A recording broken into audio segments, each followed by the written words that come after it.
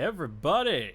Hopefully this is working, and I hope I'm loud enough, but welcome everybody to yet another evening with Aficionados Chris. It is Friday, 5 p.m. Pacific Standard Time, and so far, 11 viewers on the stream.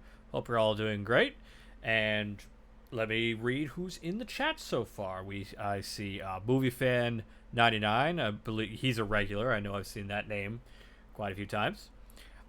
Ethan, who I know Ethan because he's actually bought quite a few Blu-rays from my collection off my eBay store. So thank you very much for supporting me. Rage Master, Blazing Phoenix, I know him, and of course our moderator Disney Miss Lizzie. And I believe so far, yeah, I think that's everyone so far.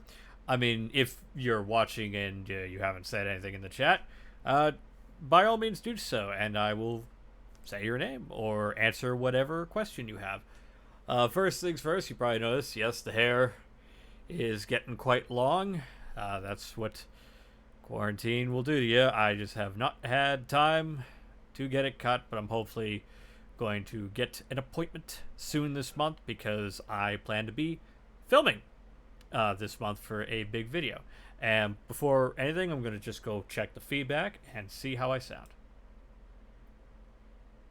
Yeah, alright, that sounds loud enough. I mean, if I'm too loud or too quiet, let me know in advance and I will try to fix it. So today, as I think I suggested, or typically what we do with these live streams, is I'm here to answer any and all your questions live here for a 2-hour session. However, we're also going to be doing something slightly different, or at least different from the norm of these particular evening streams.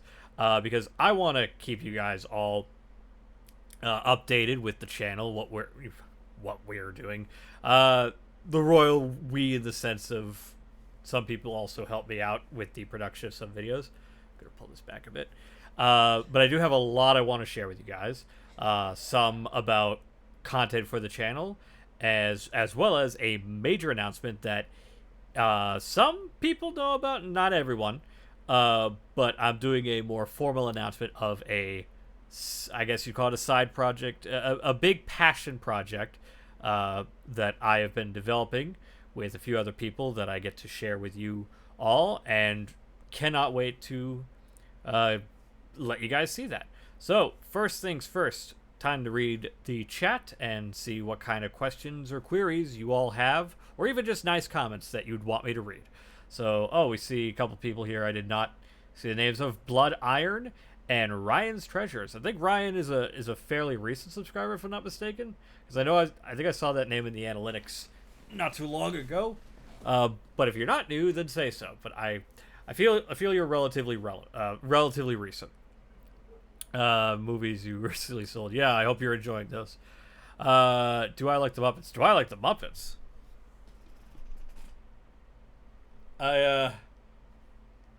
Maybe.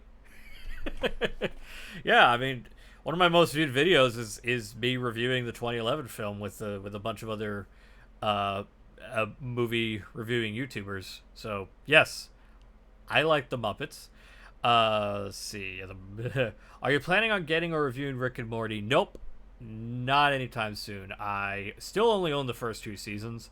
Season 3 was not very good. Season 4 was like, it was an improvement over 3, but I still wasn't really in love with it. I kind of don't want to focus on Rick and Morty as far as reviewing, because it's like, I don't know, it's just one of those shows where there's like 1,000 other people doing a bunch of videos on it, and I feel like my voice doesn't need to be thrown into that ring, because I really don't have much to say about it. Again, outside of the Blu-ray stuff, like, oh, well, it looks good because it's an HD show on it. You can only say so much about an HD show being on an HD format, because, like, well, it looks good. Of course, it looks good. It's on an it's being benefited. I find it more interesting to talk about stuff that's like, like the Discotheque SD on BD stuff, because that's a bit, I don't know if niche is the right word, but it's definitely, there's more to talk about with those when it comes to picture quality.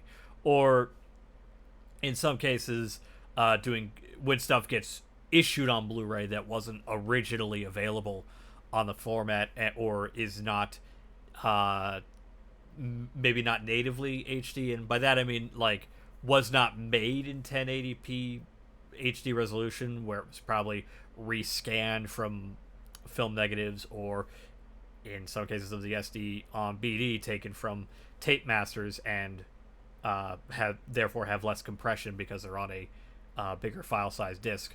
So there's more to talk about with that. So I wouldn't hold your breath for some Rick and Morty stuff. Kind of, I don't know, just really not that interested. How have I been doing? I've been doing pretty good. Give me a second. I'm just gonna pull these back a bit. There we go. Probably looks weird, but I really need these. I really need this out of my face. Sorry that it doesn't look beautiful, but do really any of us look pretty right now, given circumstances? But what have you? Yeah, I've been doing pretty good. We'll get more into that aspect a bit later. I'll say I'd say maybe the halfway point. By that I mean like 5:30ish. I will share some really cool stuff with you guys. And right now I really just want to focus on answering questions. So again, if you guys have questions, I'm probably missing them. But if you guys have questions, type them out and I'll read them. Chris has been a long time viewer of your channel since 2013. Oh, that long. I don't know. Maybe the analytics just popped you up randomly. I don't know. This is your first stream of yours I've been able to attend, so great to be here. Well, I'm glad to have you here. I hope you enjoy it. Let's see, I already read that one. Who is your favorite Muppet? That depends. Probably Gonzo, if we're talking specifically the Muppets and not Muppet like if we're not counting things like Fraggle Rock or Sesame Street, but if we do count Sesame Street, Grover's one of my absolute favorite characters. But yeah, Gonzo, I at least growing up, I related to him because he was, he was weird. I considered myself weird. I still do, obviously. So I definitely had more of an attachment to Gonzo as a character growing up, but I still do. I like him. What DVDs or Blu-rays have you picked up recently?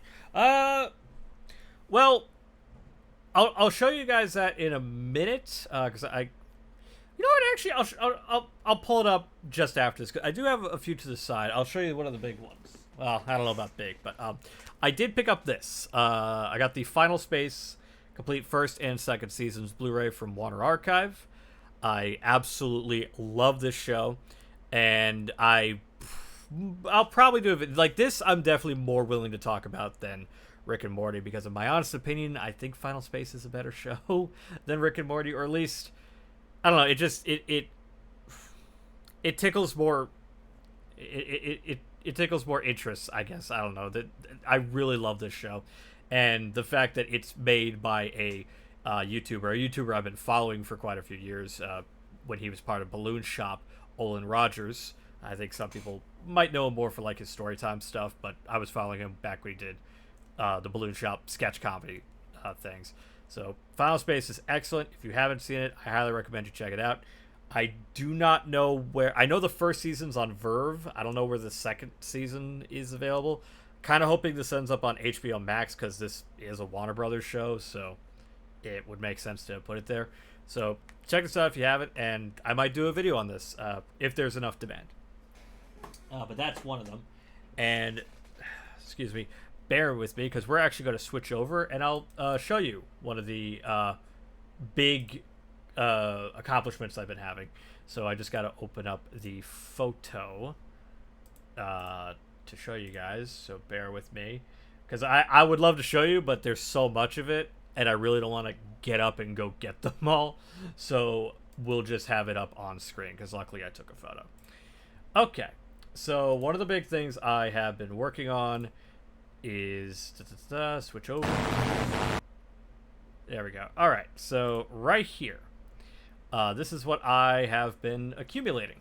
You probably see me. Oh, the framing's not great for my picture-in-picture. I apologize. I'll try to fix that later. But yes, right here, this is a completed collection of every single DVD and Blu-ray release of Lupin the Third. Every show that's available, every special, every movie. So this collection is absolutely complete.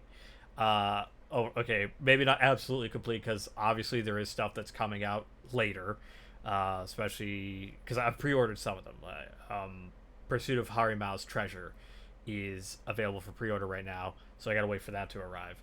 But as far as stuff that is available in stores, available to purchase and get shipped to you right now, this is everything, including one that I'll zoom in on here that is not available, at least state-wise. So that's an Australian import, and I think I bought the last copy that is available to get, because I found this on eBay, and I think I bought it from I think it even said last one, and I can't, at least last time I looked, I couldn't find any other listings for this particular Blu-ray, so I lucked out on that.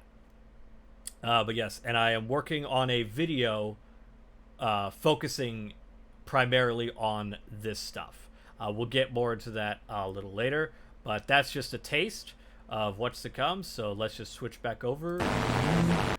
I don't know if that thing actually makes noise. I forgot. Alright, so with that, let's read the rest of the questions.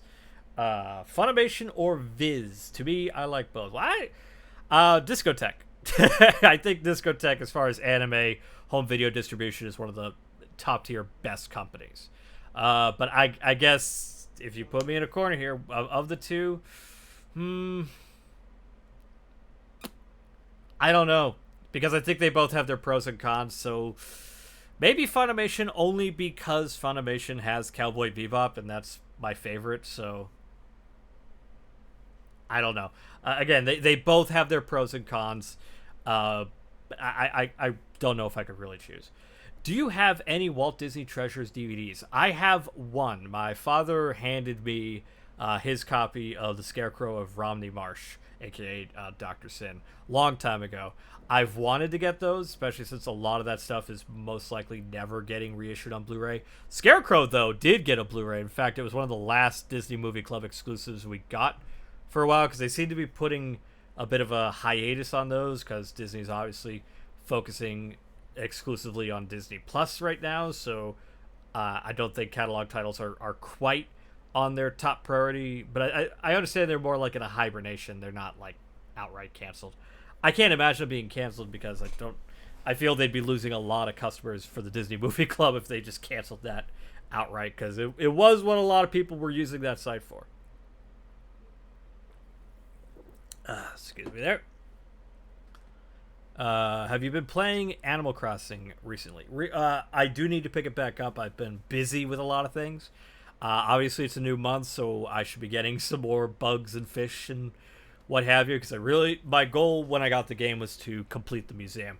But after every update they do, that becomes harder and harder, because they updated it and they added the art gallery, and then they updated it again. They added sea creatures. It's like, okay, I guess I'm still completing this thing. I'll give it that. It means the game has more content as I continue playing, but it does frustrate me a little bit that I can't just set a goal and then meet it. So, what's your opinion on the show Close Enough? I thought it was great. I was a little... I mean, it's understandable given that show was basically in the can and just shelved for so long, but I was kind of disappointed that it was a very short run, because it was only about eight episodes, 15 segments, or something like that.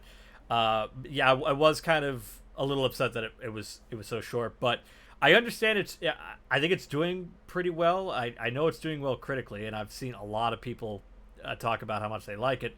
So hopefully they do. I think they were commissioned for a second season, what was going to be on TBS, but I don't know if that second season was like this got 4 and that got 4. I don't know what happened. But I hope there's more episodes to come. I really enjoyed it. I love J.G. Quintel. I liked regular show. And yeah, Close Enough was quite funny.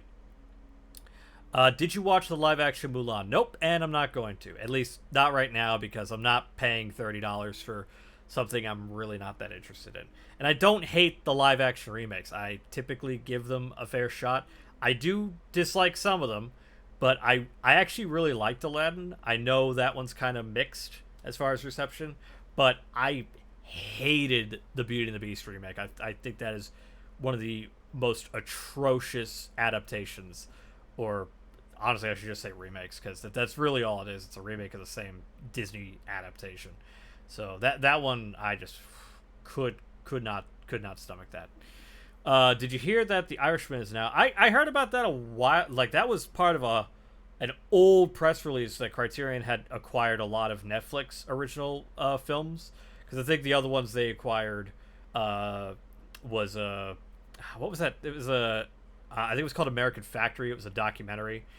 And obviously they have Roma, which was also a Netflix film. So, yeah, they had announced that they acquired a lot of things. And I think in that same press release, they announced that they got both Bong Joon-ho's Parasite and Memories of Murder.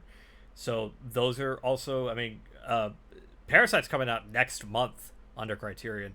And I know I've actually heard a lot of people are bitter about the fact that they're reissuing it, but it's not on 4K, despite the fact that we have Parasite on 4K.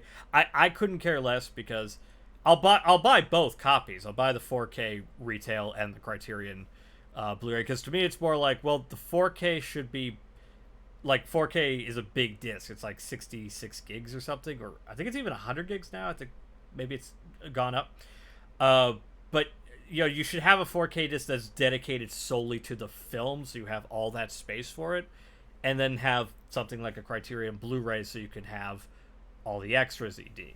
Because there's actually, I'm going to talk about this when the Castle of Cagliostro 4K comes out. I think it's supposed to come out later this year. We'll know for certain, because Discotheque September 14th is doing a Twitch stream panel where they're basically announcing a bunch of titles that they either have acquired or are preparing for release. Like, it's going to be a big, basically it's going to be a discotheque direct, and I'm very excited for that. I love what they do, and I love the people there. So maybe we'll finally get an official date for Cagliostro.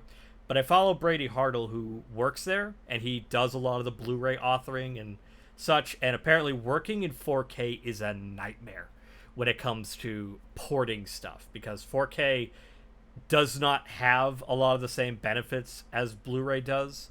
In fact, something I didn't know and I thought was really troubling is Brady mentioned that you can't put anything lower than 1080p on a 4K disc, not even 720. Everything has to be in 1080p or else it can't be put on the disc. So that means any extras that are natively in standard definition, these poor guys have to convert them to a 1080p file in order to even put them on a disc. And the thing is, 4K, as far as I understand, is still not quite picking up. It's still like mostly, weird people like me who want the highest quality imaginable for films and television on physical media. So it's not real, to my knowledge, it's not really picking up as a mainstream thing, especially since Blu-ray kind of barely picked up. DVD is still around, so I don't know. I'm kind of split on the 4K thing, because I obviously want to own films in higher and higher quality, closer. Basically, I want it to be as close to the film experience as I can get, but I also acknowledge the cons of the format, which, again, the inferior mastering, at least when it comes to porting additional content. And a lot of us who probably, if you're watching me, you probably care about these kinds of things. So you obviously want as many bonus features, ported over to a newer format as possible, because you want to be able to completely, replace a inferior copy. But if that's the way 4K is going to work, where you can't even put something lower than 1080p on the disc, I don't know if that has a I feel like that doesn't have a collector appeal. If you can't buy like one of your absolute favorite films and they seemingly can't include extras unless they convert them to 1080p, like who's gonna support that? Again, unless you're only buying the 4K disc to watch the film in 4K, which by all means you should. Like that's how I go about it.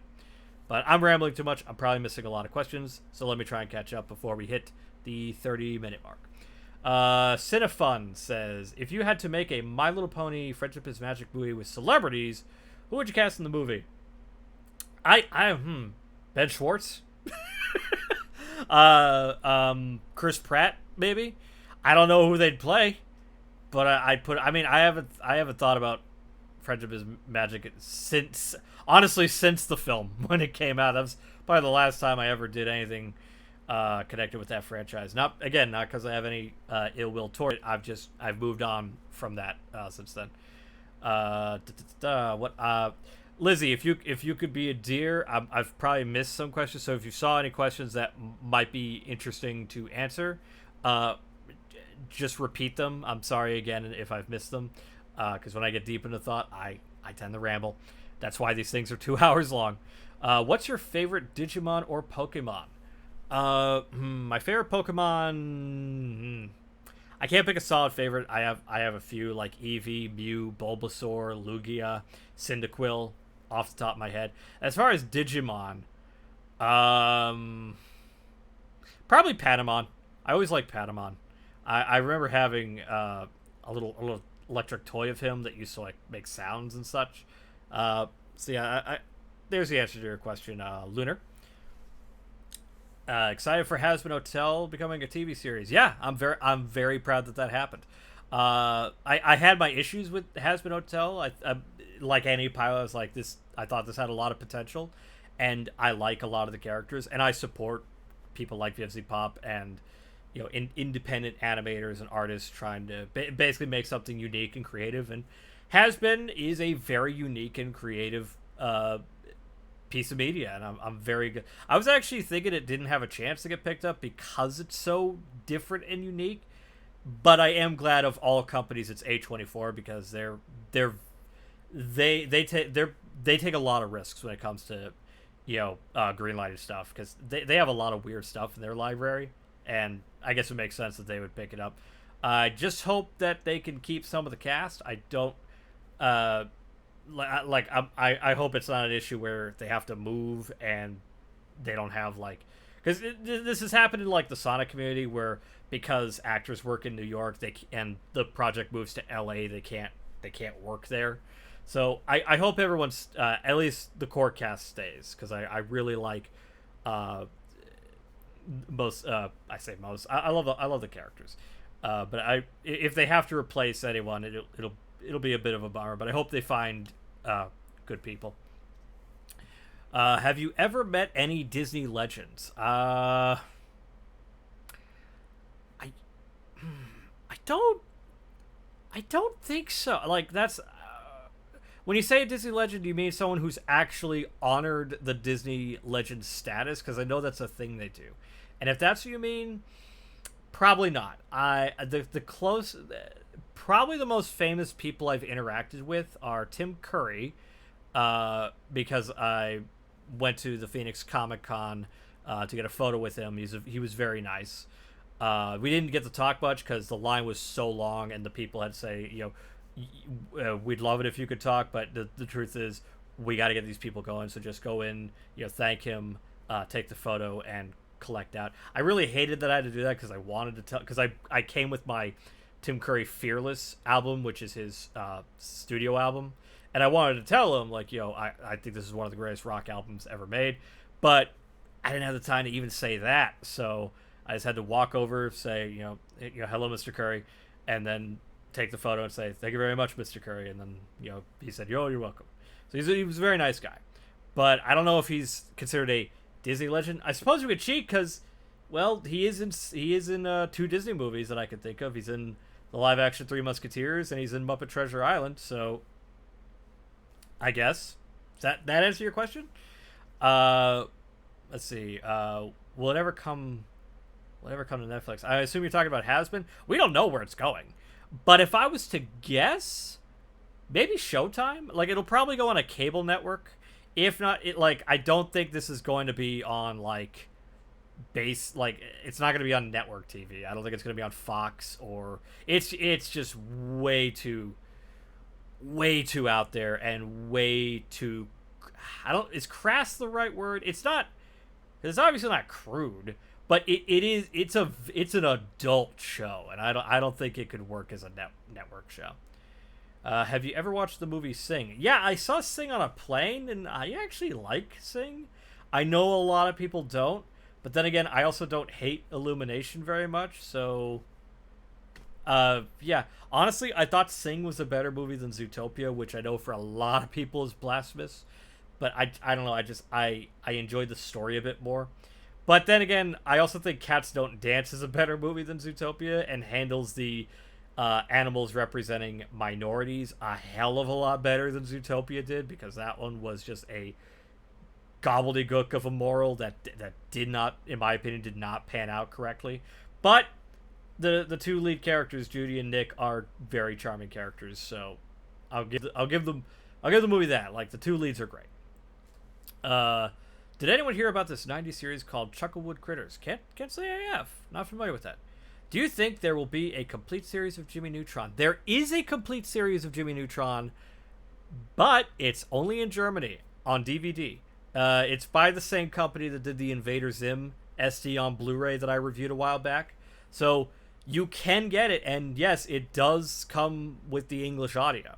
But remember that it's in Germany, so it's probably region locked. But if you're like me, typically, if you have a PC with a disc drive, you should be able to play it, pardon me, because, at least as I recall, I think VLC Media, which is a free media player that you can download, VLC Media Player typically does not have a region locking, or at least I don't recall it having region locking. Basically what I'm saying is you could probably import it and watch it on your computer, and be able not have to worry about region locking. So if you want to get the Jimmy Neutron Complete series, it is out there and it is legally available. It's just not available in the States. I don't know why. I know it has a big following, but I don't know. Maybe Shout Factory just never got that one. Have you ever listened to these music? 21 Pilots, Panic at the Disco, Billie Eilish, Lizzo, and Ariana Grande. I've listened to all of them. I like 21 Pilots, and I love Panic at the Disco. I actually own quite a few of Brendan Urie's albums, because honestly at this point it's just Brendan at the Urie, because none of the original... Yeah, I mean, it's just Brendan at this point, and I love Brendan. I think...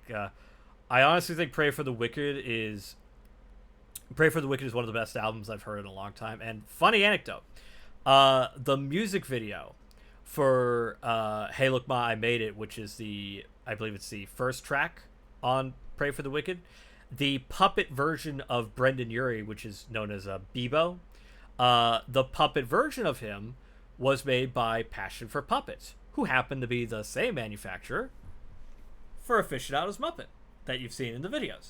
So in a weird way, those two have some connection. So I have a weird 6 degrees of Kevin Bacon when it comes to Panic at the Disco, and I just think that's interesting.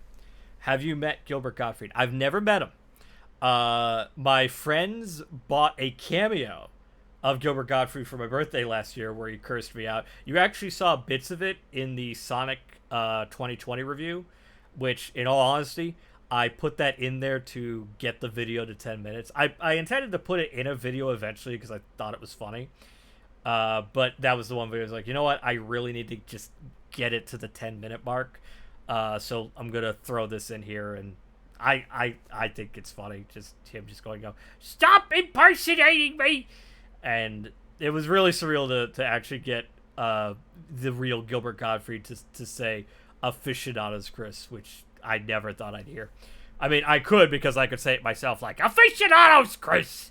But to see the actual legend do it, that was breathtaking.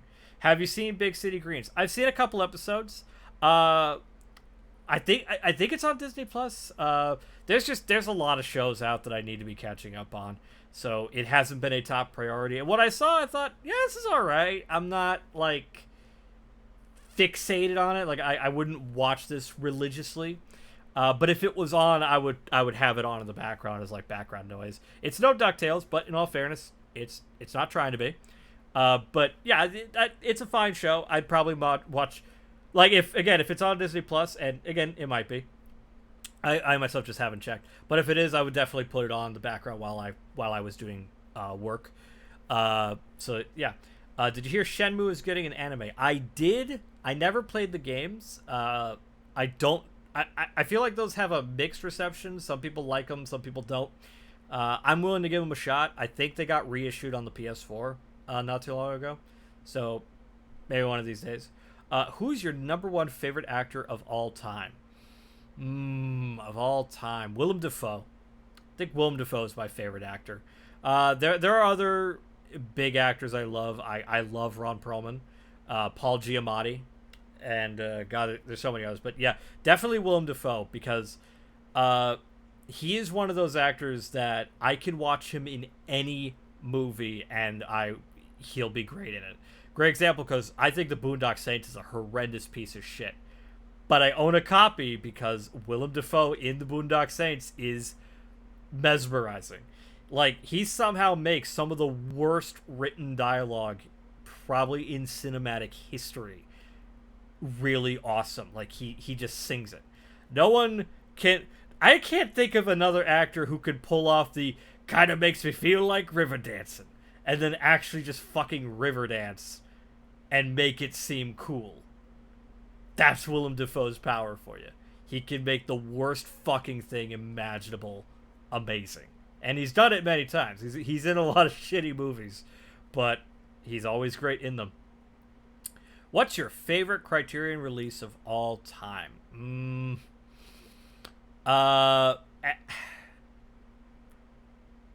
Either the Godzilla or Bruce Lee box sets. Only because, like, I know a lot of people hate the Godzilla set for its massive packaging. I don't mind it, but it's for the fact of for so many years we've never been able to own all of those films together in a set, because for a long time every Bruce Lee box set never had Enter the Dragon because Warner Brothers kept a tight grip on that. But Criterion somehow got the rights to not only do all the Bruce Lee films but also include Enter the Dragon, and that was amazing for me. So that's a great box set. And again, with the Godzilla films, the Showa era was, God, so many different, because I think like two of them were owned by Sony, and then a bunch of others were owned by Classic Media. So for a long time, even that you couldn't complete in a box set. You could get some in a box set, but you couldn't get that whole era. And then here comes Criterion with, hey, we got every single one of them, including King Kong, which is owned by Universal. So yeah, I think those two are amazing releases. There's obviously other great ones. Like I love some of the animation releases they've done, and I have some I'm planning to pick up, like Parasite and The Irishman. Criterion's a great label. I think that goes without saying. Have you ever seen or heard of the 1960 Disney film 10 Who Dared? That is not too familiar to me. It might be on Disney Plus. I mean, they have Candleshoe on Disney Plus. Sky's the limit. I think Gilbert Gottfried is a digitally legend. Well, yeah, I guess he would be, but I never met him. They have season 1 of Big City Range. Season 2 hasn't there, as it's still currently. All right, good. At least the first season's on there. Cool. Have you ever met Leonard Maltin? I wish. No, I've emailed Leonard Maltin many times. He's never written back. God, I think I wrote to him back when I was like graduating high school, because I wrote to him about how he inspired me to pursue film criticism, because at the time I was working at my local paper as a critic. So, you know, he meant a lot to me. My parents used to give me, every Christmas I would get a new Leonard Maltin movie guide book. It was like a tradition that I would get the latest edition every year. So I mean, yeah, I would love to meet Leonard, but the opportunity's never shown itself, unfortunately. And I've reached out, but he's never responded back. So I don't know. You gonna take another drink?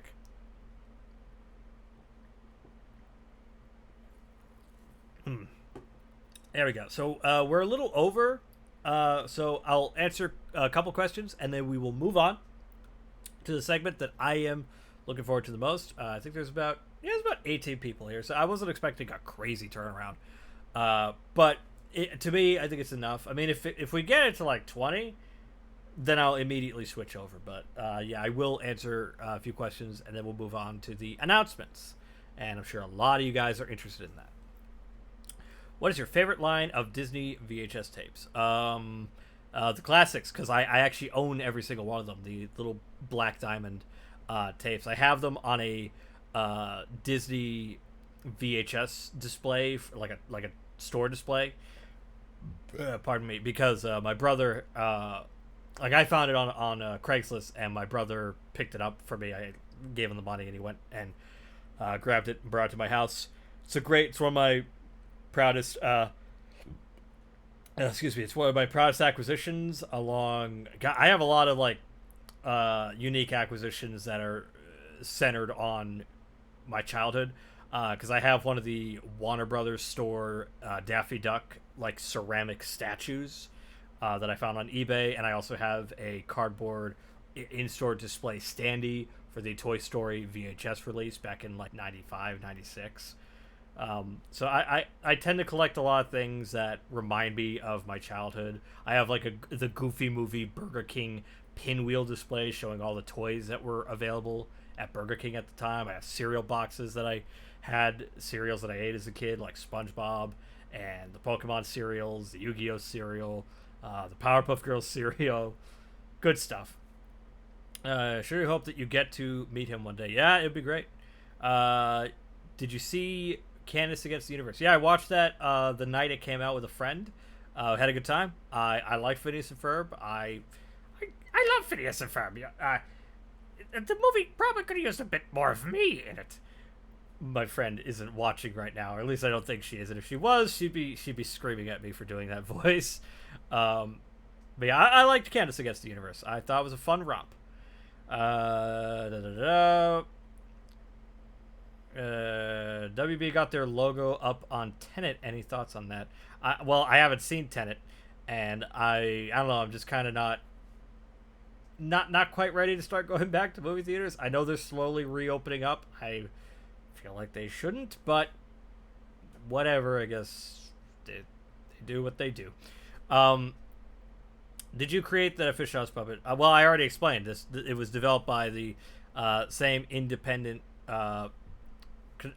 developers, I guess, builders, the independent builders who made the Brendan Urie puppet for the Hey Look Ma, I Made It music video, Passion for Puppets.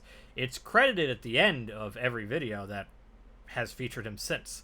So no, I did not make it. I designed it. Obviously, I sent them a design saying this is kind of what I'm looking for, and they made it for me. Do you like Amphibia and the Loud House? I've only seen a couple episodes of Amphibia. I've not seen a single episode of the Owl House. I have a friend, Sean. Some of you might know. He's done a lot for the channel. Sean's like obsessed with that show. Like he's talking about how great it is. He watches every episode. I've been meaning to watch it, and I don't remember if that's on Disney Plus. I know Amphibia is, but again, there's a lot of shows. I know I have to catch up on them, but again, I've just been busy. Would you make plushie? I'd love to have a plushie in my like this. That would be fun. I'm just not quite sure if the demand is there. You guys could prove me wrong at any time, but if there was enough of a demand, maybe. What's your least favorite 90s cartoon show?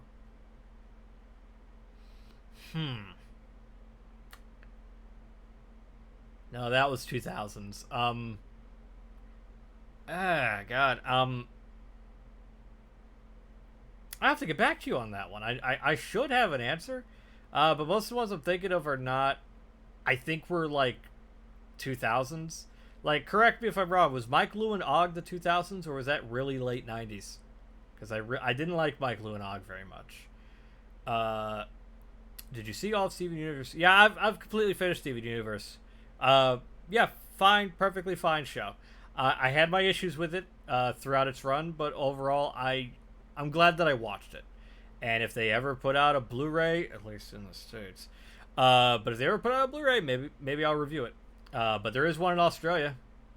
I have considered buying it, but it was only seasons 1 to 4, so I'll just wait till they're finished. But with that, we're going to take a break with the questions and move on to some of the announcements. So, obviously, one of the big things is that you guys saw with the collection. You'll notice my eyes are moving because I have to switch over to the other monitor to make sure you guys can see it. But yes, one of the big things coming out is in September, well, this month, I am putting together a video called Lupin the Third Collector's Compendium. It is the first in a new series. It won't be a frequent series because it depends on what I cover for the type of video that it is.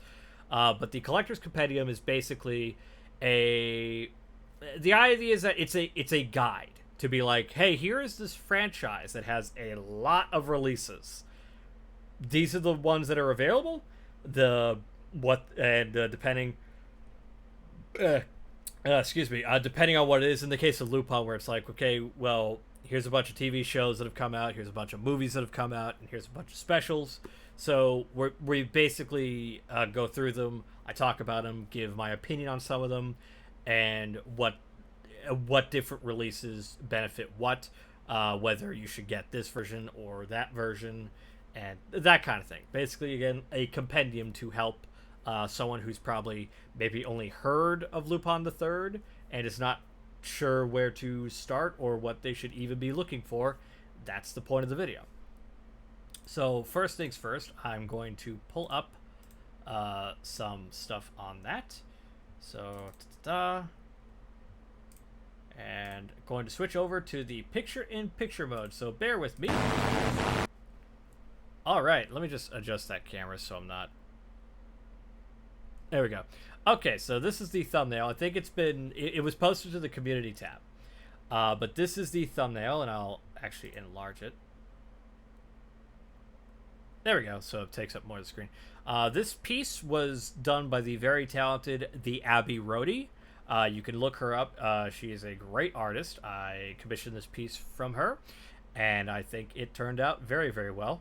I don't have an exact date for this video just yet. All I said was September, but if I had to guess, sometime in the middle of September.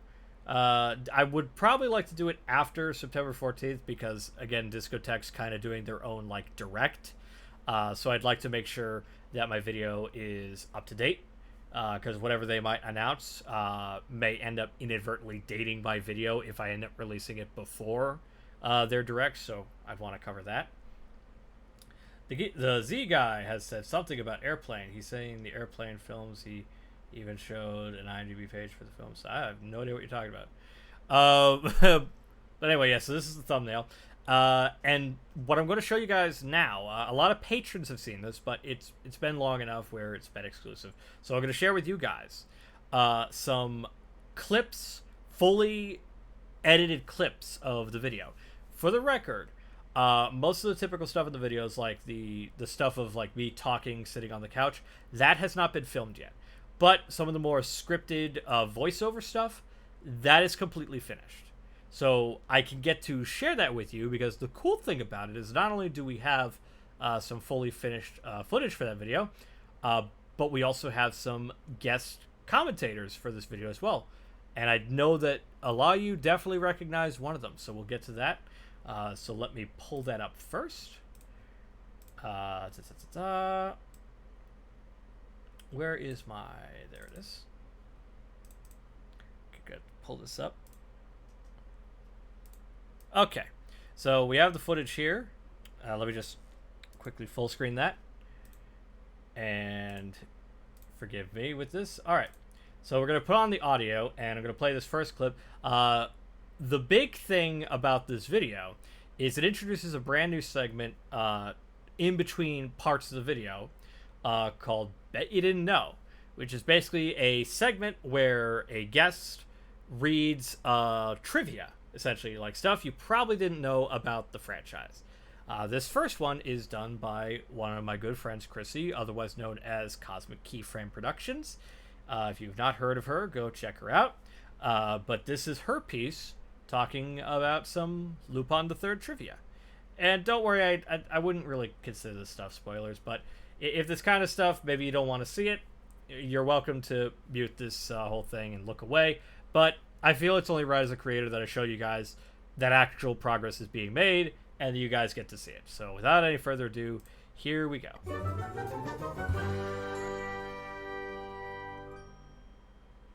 Bet you didn't know, but in 1983, footage from both Mystery of Mamo and Castle of Cagliostro was repurposed for the arcade game Cliffhanger, an interactive movie game in the vein of Dragon's Lair or Space Ace. The game's cabinet even made an appearance in the 1985 cult classic, The Goonies. Its inclusion in the film has caused many to speculate that Steven Spielberg, the film's producer, was a fan of Cagliostro and had the machine featured as a nod to the film. This rumor has gained so much popularity that a supposed quote from Spielberg was printed on the front of the 2006 manga DVD, calling it one of the greatest adventure movies of all time. This quotation has no verified source. So right there, that's the first of 3 of those pieces. I will play the other 2 as well, and then after that, I will play a voiceover bit talking about Lupin. Now let me just find those as well. This one you guys might also recognize, so let me just pull that up. Pause that for a bit. This one is done by another great friend and fellow content creator, Dave Lee Down Under.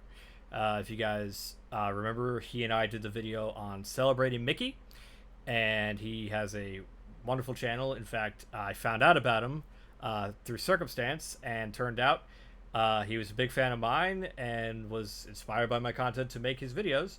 So we've been close since then. So I had him do another one of these narrations. And here we go. Bet you didn't know, when Kazuhiko Kato created the original manga, he did not obtain permission to use the Arsene Lupin name. During the initial run, Japan did not impose trade copyrights, so gaining approval from the Leblanc estate was not required. However, when Lupin was licensed internationally, many countries, including North America, could not use the name of the fictional French thief. Studios would use alternate names such as Wolf or Lupin to get around these legal limitations when dubbing the franchise. Eventually though, Arsene Lupin fell into the public domain, meaning the rapscallion could be referred to by his original moniker once again. So that's Dave's bit. I think Dave's was actually the first one I edited, and I really like what he did. It was supposed to be I think it was supposed to be Stop Skeletons from Fighting, but I think he was busy because he was in the middle of moving, so he couldn't partake. And now for the last one, which you guys are definitely going to know.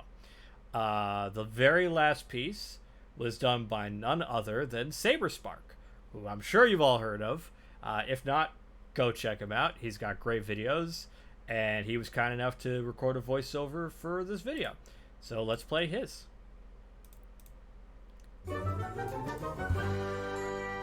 If VLC would not glitch up. Bet you didn't know how much media was inspired by Lupin the Third. In both the East and the West, Castle of Cagliostro's famous clock tower fight scene is said to have influenced similar sequences in Disney's The Great Mouse Detective and Batman, the animated series. On the eastern side, Lupin's impact was strong enough to be a direct inspiration for one of the most influential animes of all time, Cowboy Bebop.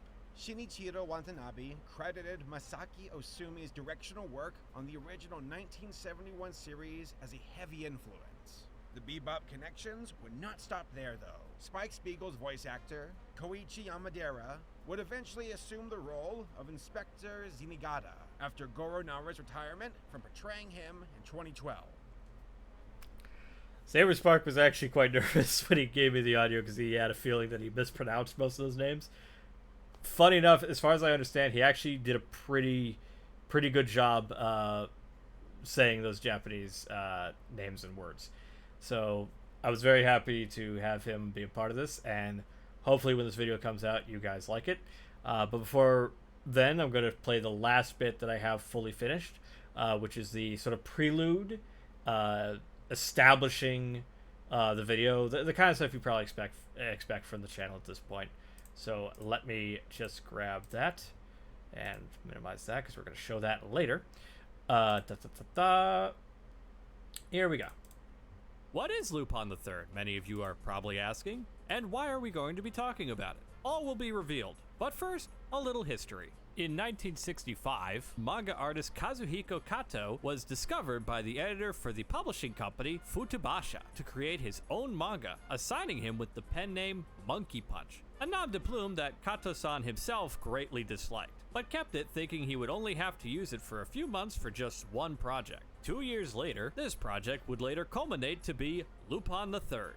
Kato-san's action comedy series was a multicultural fusion of inspiration, merging the stories of French authors Maurice Leblanc's Arsène Lupin with illustrations similar to Mort Drucker of Mad Magazine fame. But we'll come back to Leblanc specifically later. The franchise follows the titular character of Lupin the Third, the grandson of the fictional thief. He, along with his associates, the superhuman sharpshooter Daisuke Jigen, Goemon, a samurai who wields Zentetsuken, the strongest blade in the world, and Fujiko Mine, his on and off flame who's more interested in stealing treasures for herself than commitment. Meanwhile, Lupin and his gang are endlessly pursued by Inspector Zenigata, a detective from Interpol whose goal in life is to arrest Lupin at any cost. To Kato-san's surprise, the series soon became a massive success, with its charming, if albeit simple cast of characters and plots. With this, Lupin has withstood the test of time for nearly half a century, inspiring more than 50 different media adaptations. And that's what we have finished so far. I'm hoping to have this whole thing completed within the next 2 weeks or so. I have most of what I need. One of the last things is I would like to get my hair cut first before I get back on camera. But yes, that is the finished footage for the Lupin the Third Collector's Compendium video, and I hope you guys look forward to seeing that. However, that is not the only major announcement I have left to share for you guys. So, one of the biggest things, in fact, I'll switch back over to this view for just a moment, and that means I have to adjust the camera. So, one of the main reasons that videos have not been nearly as free, I mean, they're not super frequent, but they've been taking a little longer to get out. There's been a myriad of reasons, but there is a primary reason. And that is because officially, I am in the middle of production for a comic book that I co-created with another YouTuber by the name of Chi-Chi. If you don't know that name, Chi-Chi is, again, her screen name, Chi-Chi, is a singer. She does a lot of covers. I believe she's done a couple original pieces. The most well-known thing she's done so far is she was the singing voice of Cherry Bomb in the Has-Been Hotel song Addict. Chi-Chi and I are friends, and I was developing a concept. She ended up taking a liking to it, and we went on from there and decided, hey, maybe we could do this thing together. So that's the short version of events, I suppose. And basically, I'm going to be sharing some of the progress we have so far. And let me just pull up the first thing for you guys to see.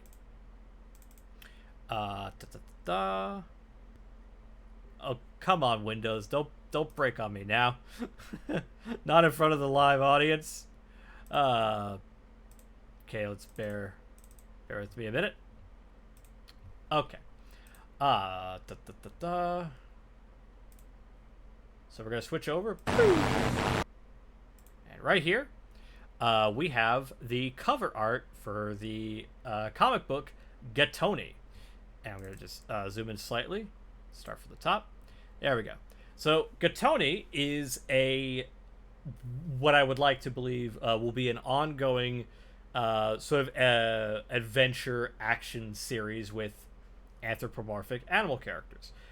Greatly inspired by some of my favorite things, which include the Adventures of Tintin, some Lupin in there, and so many different things. But basically, this whole thing started because I came up with the idea of a literal cat burglar and drew one up. Chi-Chi really liked the design, and we went on from there making more characters.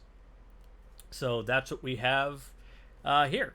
So our main characters are Gatoni here on the right, and on the left is his partner in crime, which is Andre. Furries. Yeah, furries would definitely like this.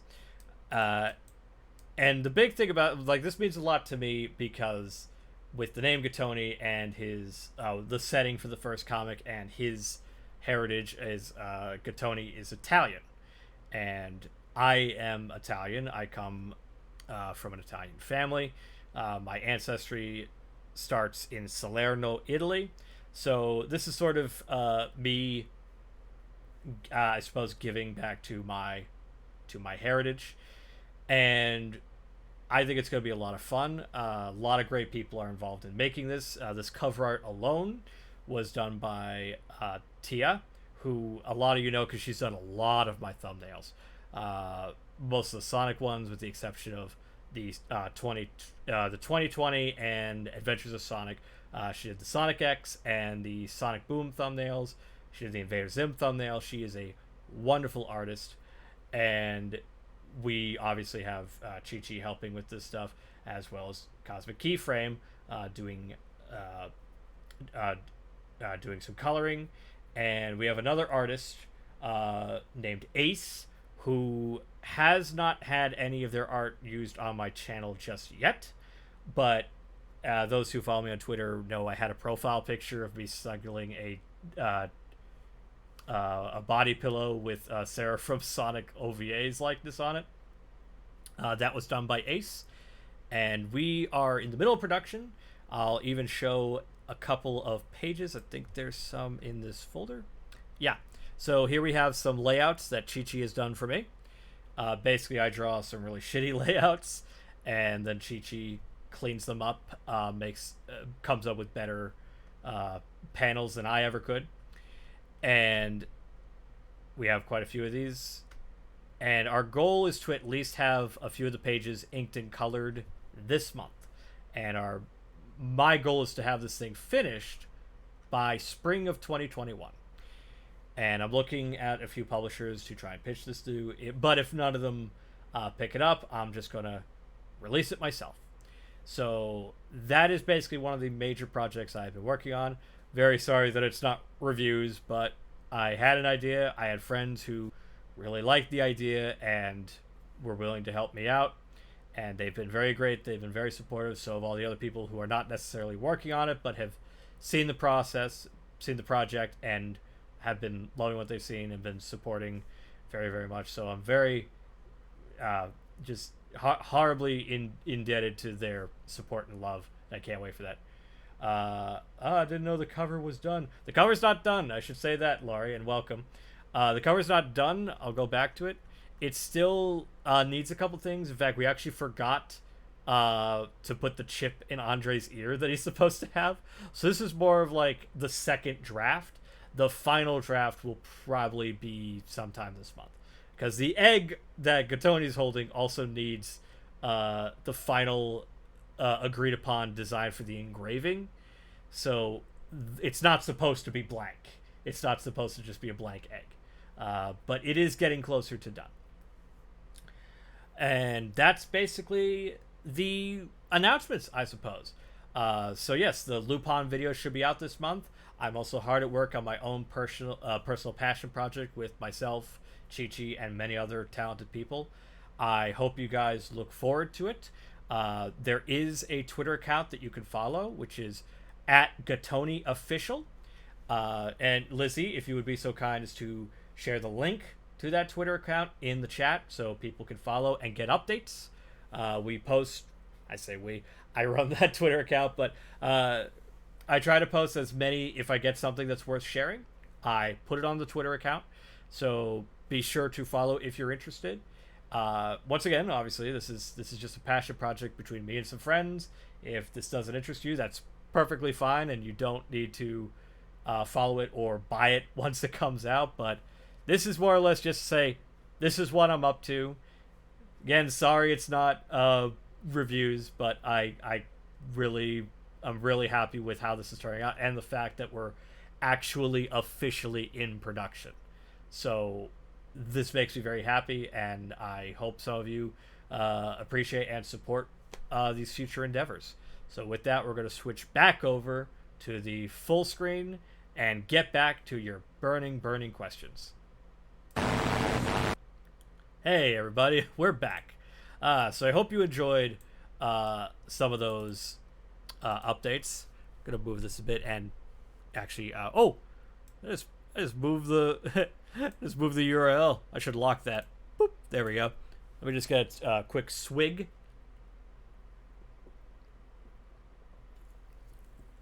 There we go.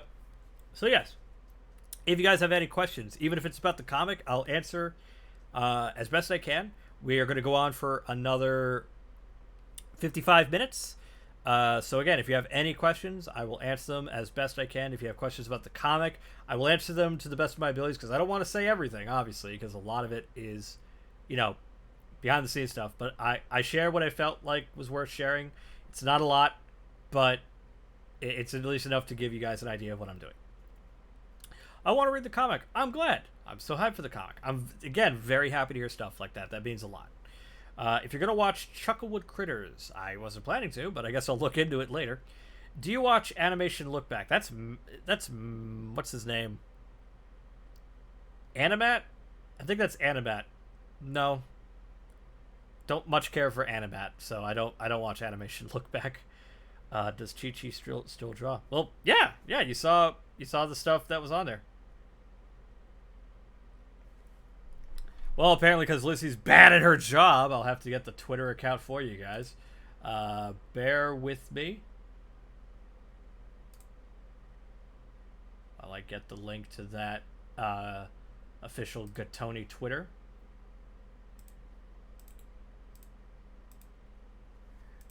And there we go. So just go to that link if you guys want to support the Gatoni project. That's the official Twitter account that you can follow and get updates on the progress of the first issue, which again, we are aiming for a spring 2021 release that is hopefully within reason, because again, we're only just in production. We're going to be inking some stuff later this month. My goal is to have at least 5 pages done this month so I can give that to some publishers as a pitch if they want to go with the project. But again, if people say no, then I'm just going to release it myself independently, because this thing's going to come out come hell or high water. But besides that, let's see the rest of the questions. Have you seen the movie House of a Thousand Corpses? I have not. I have not seen a lot of Rob Zombie's films, though I've heard that The Devil's Rejects is considered his best film.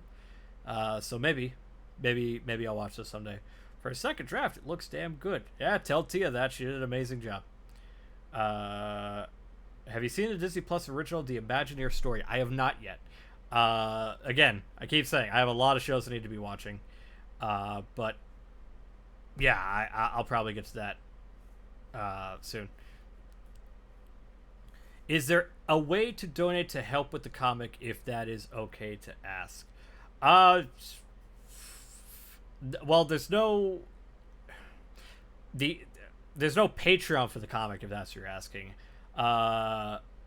Otherwise, I would say, I mean, you could support me through Patreon because that supports the content and would also support my other endeavors. But if you want to specifically donate directly to the comic, I suppose Streamlabs. You could do a direct donation through Streamlabs, and I'll put that toward production of the comic, especially since I am paying a lot of people to help work on it. Otherwise, I would say just follow the Twitter account, and there will be updates. And who knows if I come up with another way to do a more direct donation, quite possibly. But yeah, I don't know. If you're that serious about helping, again, I greatly appreciate that, and your donation will go to great progress. Let's see. Have you ever watched High School DD? I think I saw like an episode or 2 years ago. Was not my thing. If Gatoni doesn't get picked up by a publisher, where do you plan on putting the comic? Like I said, independently, I would probably manufacture a limited amount of printed comics, put them on Amazon probably, or maybe even an eBay store. The point being that I would finance the production of the comics, because I review physical media. It's only fair that I release something physically as well. There will obviously be digital versions of the comic, because it would be ridiculous to not tap that market too.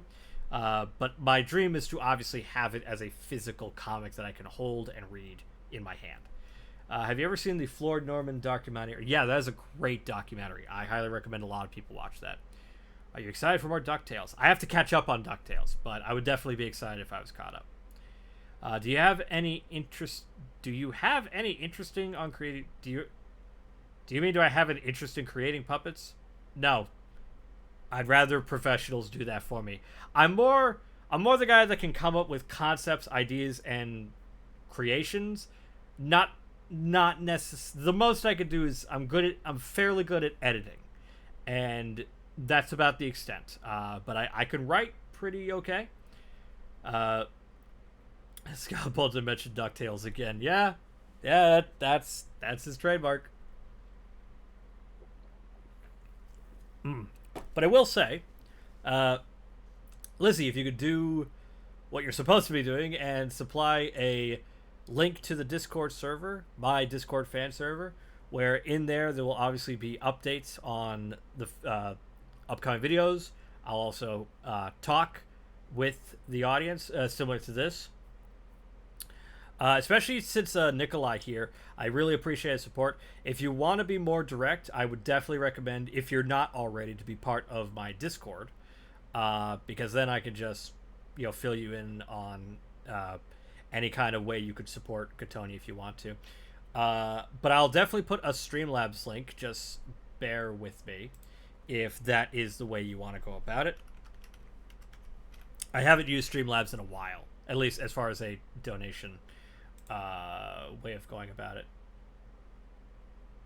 But yeah, bear with me. Have you seen any recent episodes of SpongeBob? I have not. I heard it got a bit better, but I just really have not been. I've not been enticed to continue, really. All right, let's see. I think my link still works on the Twitch page.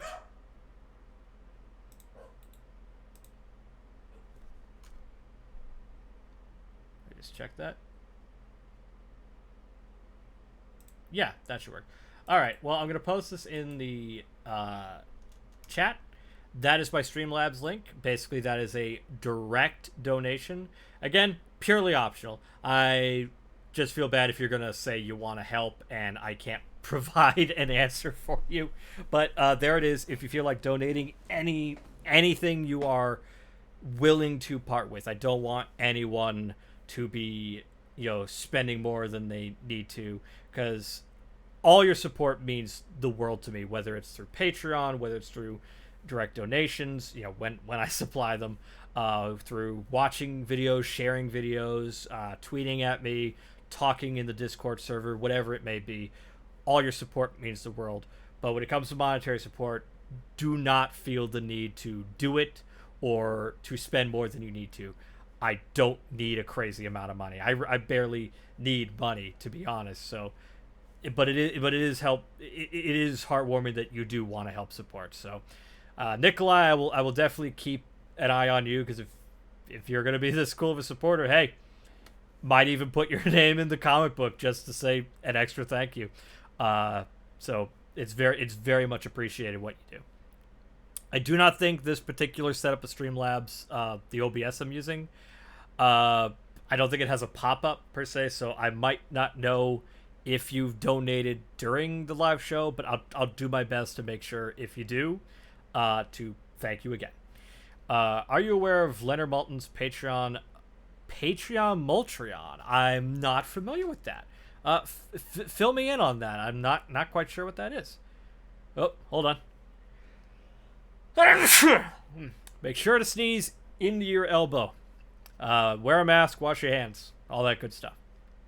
It's cool. Nah, it's cool to you. I have to join a server when I get off work. YouTube app is being weird and won't let me click on the link. Oh, anytime. Just, be sure. And that's another thing I want to say. Ping me if you want to, which that's the great thing about my server. You guys can ping me and I won't be mad at you. Some people might know what that's a knock at. But yes, I'm very grateful that you guys are all here. So let's get back to some of the questions. I think there were more that I might have missed.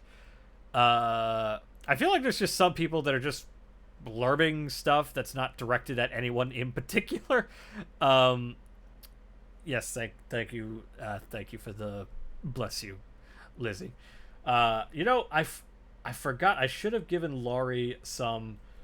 Excuse me. Should have given her some mod privileges. Let me just fix that.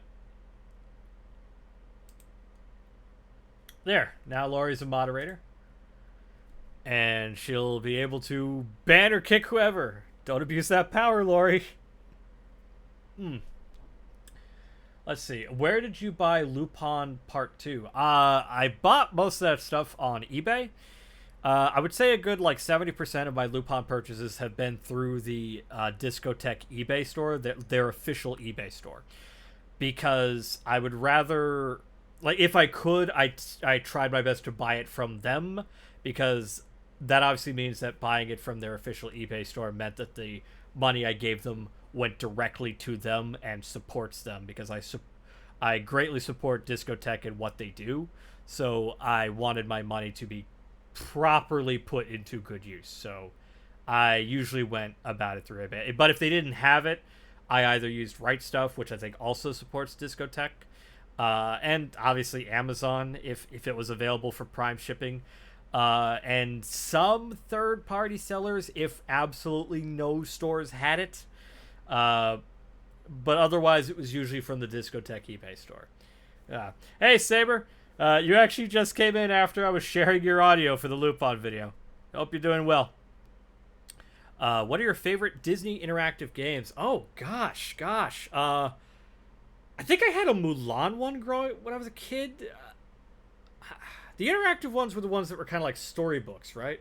Where they like retold like the events of the movie with the narration. I remember having a Mulan one, and I also remember that my mother played it more because it had like a mahjong mini game that she became obsessed with. But yeah, that's the answer to your question. Lupin CG incarnation reminded me of Blinky Bill from 20. Why? Why would that remind? Did Blinky Bill have a 3D film? If it did, I'm not aware. But when it comes out, I recommend you all watch Lupin the First, which is the 3D CG film. It is phenomenal. I honestly think it's one of the best versions of Lupin so far, and I honestly think it might be a bit better than Cagliostro. And I know that one's like a highly regarded adaptation, but I do think Lupin the First is really good. I think there was like a announcement recently that they're working on a home video release stateside, but I don't think they gave a date, and that kind of bothers me. The Owl House is not on Disney Plus yet. Oh, well, that's a shame. Well, when it shows up, I'll be sure to watch it. How you doing, Saber? Unless you're just popping in, saying hi, and leaving.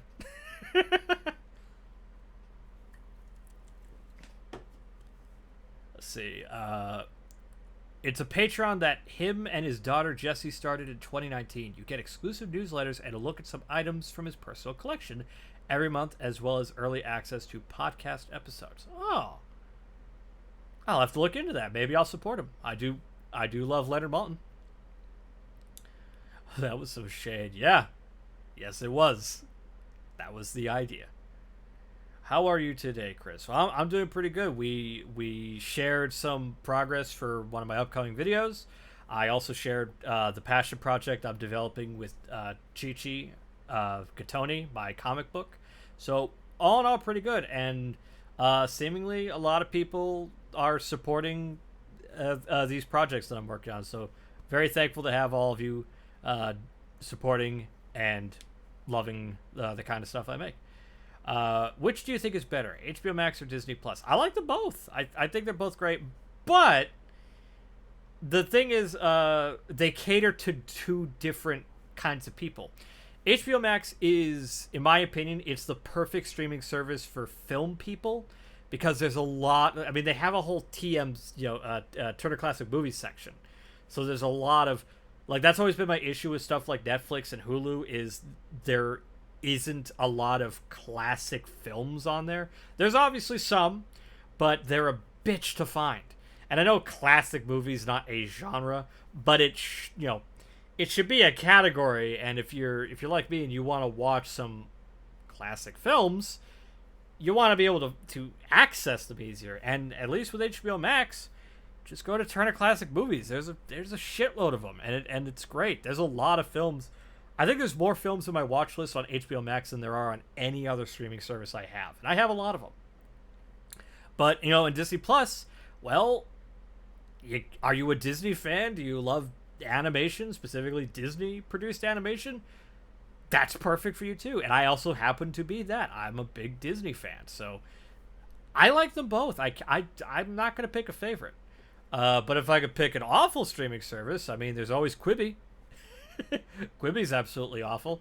Apple TV Plus is pretty mediocre. Only has like maybe two, maybe three things worth watching on there. Have you ever watched Game of Thrones? I watched one season. I didn't much care for it, and apparently it doesn't get any better because that last season was apparently a fucking dumpster fire. So really, I'm not in any hurry to continue watching Game of Thrones, knowing that that's just gonna disappoint. Like, is there even a rewatchability factor with Game of Thrones now, knowing how it ends, like, so disastrously? You are really on about this Chucklewood Critters, Fox Pixar Media. I've never even heard of this thing, but apparently it's the biggest thing on your mind right now. Disney for life. Screw those Disney haters. I can't stand Disney haters. I mean, everyone's entitled to their own opinion. I disagree, but they're entitled to it. It doesn't really matter. It's not hurting anyone. They don't pay for the service. Whose loss? I wonder if they have Arsenic and Old Lace with Cary Grant. I don't recall. It might be on there. I don't recall. There's a lot of Criterion films on HBO Max in the TCM. So if you want to watch some Criterion films, again, they don't have everything, but they have a lot of them. Have you ever seen? Oh yeah. Watch the whole run of BoJack. BoJack's an excellent show. One of the few Netflix shows outside of Castlevania where I, set time aside to watch the new season when it came out. There's a better chance that Walt Disney Productions could remake The Black Hole. I have heard that they have been looking into remaking The Black Hole. I mean, wasn't The Black Hole, I mean, you guys can correct me, wasn't The Black Hole one of the most expensive films that Disney produced at the time? I don't remember.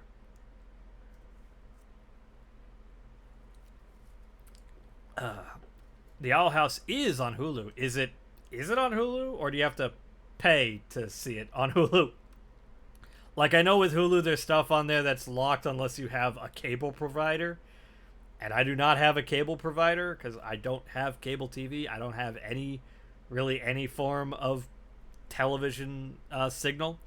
So I don't know about that. You might have to double check that and make sure that you don't need a cable provider to see that. I think Saber Spark just came, said my name, and left. I'll get him. Let's see, what other questions do we have here? The first is great, especially since they did my boys Jigen and Goemon real good. Yes, they did, Lizzie. Yes, they did. Favorite Gravity Falls episode?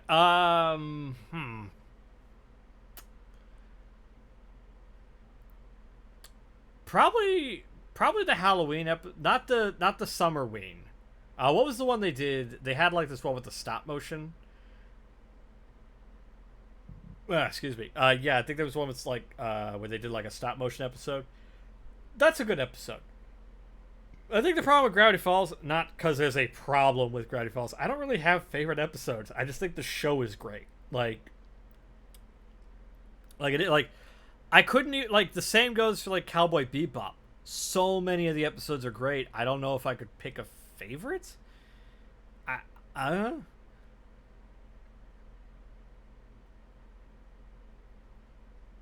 Oh yeah, no, there is no reason to rewatch. There's no reason to rewatch Game of Thrones. Disney is the only thing on what I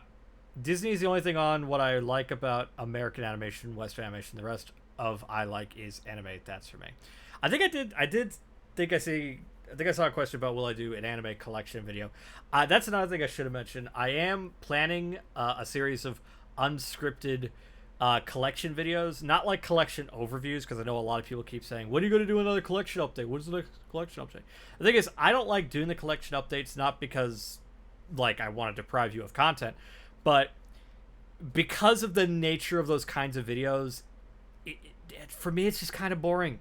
Like, okay, here's the wall, and I own all these things. Like the last time I did it, I think it was like 4 years ago, maybe going on 5. It was quite a long time ago, and it is one of my most viewed videos. So there's clearly a market. Like a lot of people do like seeing collection overviews, and I don't have a problem with doing it. But the thing is that I'm personally bored with it, especially since, in my honest opinion, I have a lot more interesting stuff than just the movies. Like, I collect other things too. There's a lot of cool stuff that I would love to share with a lot of the viewers that are in my showroom, which is what I call the room with my collectibles, the multiplex showroom. So I'm doing a series of videos called the Multiplex Showroom, where I will single out a part of my room's collection and talk about it. One of those being that I want to talk about my anime collection. It's not a crazy big collection, but there's enough on it that it could sustain a video, and I know, again, there's clearly a lot of people that are interested in that stuff. I want to do one on my Cowboy Bebop collection because I have a lot of Cowboy Bebop items and collectibles, and some of them have some great stories that I want to share. So I am planning on doing stuff like that, probably very, very soon, because I think it'd be a great way to fill in weeks where I'm not producing the more fuller content that require, tons of editing, scripting, acting in some cases with the sketches, where these would just be the very simple, like, turn on the camera, talk about the thing, and then just cut out the occasional long pauses or ums and uhs and stuff. Just very baseline editing and put it out there. I'm sure a lot of you guys would love to see some of this stuff, and I want to share it all with you because I know you guys enjoy it. Do you have a big collection of Simpsons merchandise? No, I did when I was a kid, though. I used to collect a lot of, like, Muppets and Simpsons stuff, but I since moved on to other collectibles, and I think some of that stuff got lost. But yeah, I did back in the day, but not so much now. Nowadays, it's more like, the occasional item.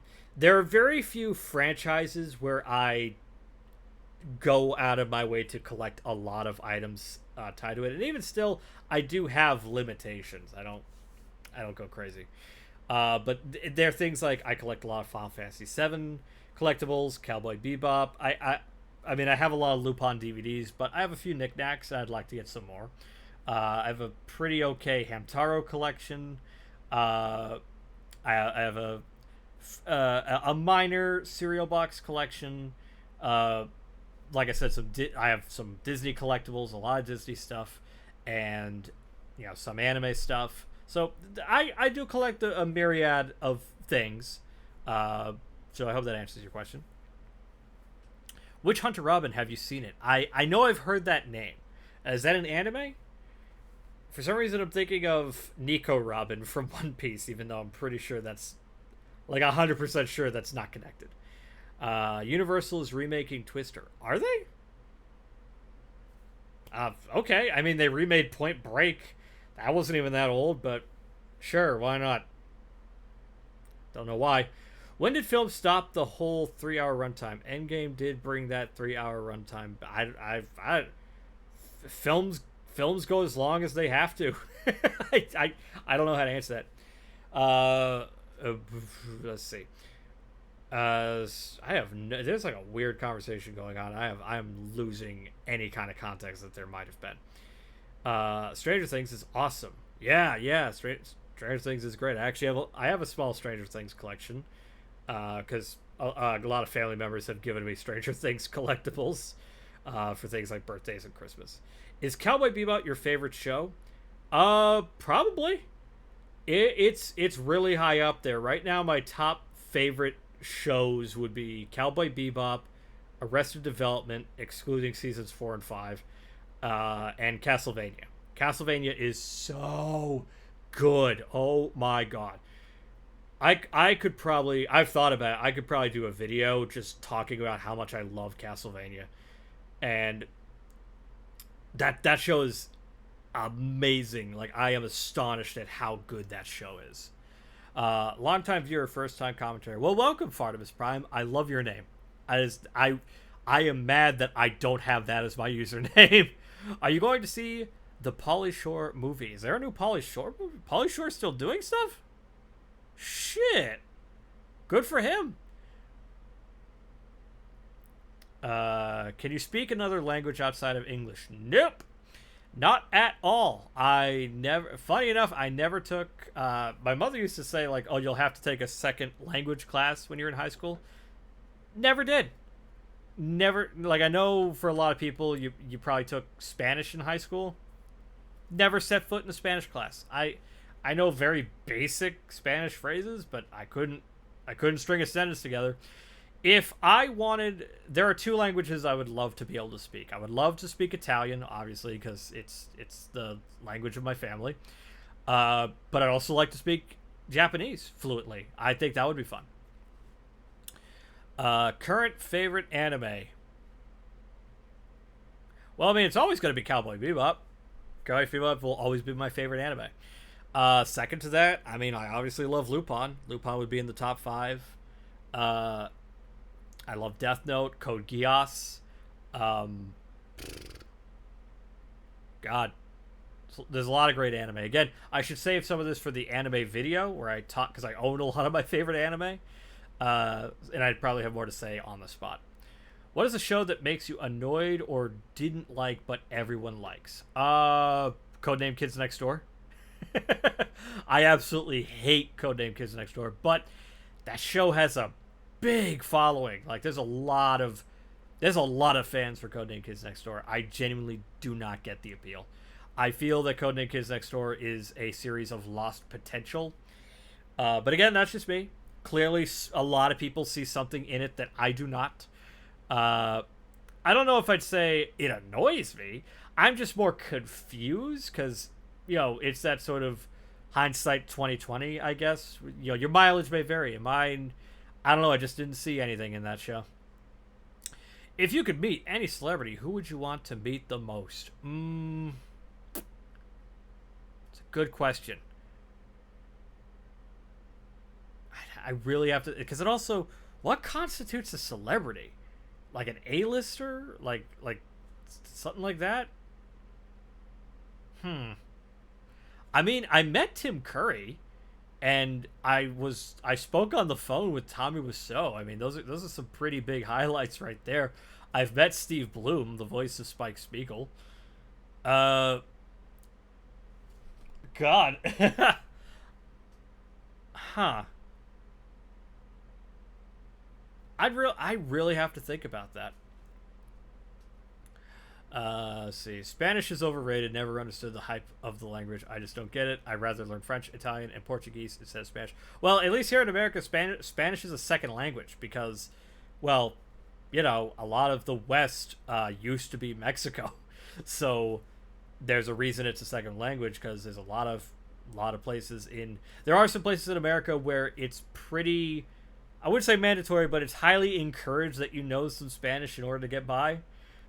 So there is a reason for it to be a second language. I just never learned it.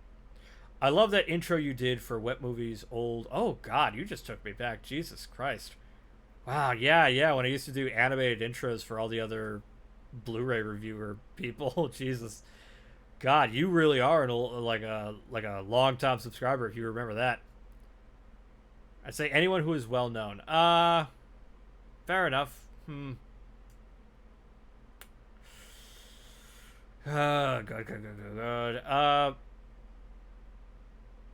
Man, I feel like if this was any other time, maybe I'd have an answer for you. Yes, he is also the voice of Tom for Toonami. He is a very nice guy. I actually worked with him. He was in the Cowboy Bebop video where he played my Smoker's voice. He is a very nice guy. So is his fiance, Mary Elizabeth McGlynn, who was the voice director for Cowboy Bebop and the voice of... why did I just blank on her goddamn name? Julia. Julia in Cowboy Bebop. And she's also... I'm bad with names right now. I'm thinking too much.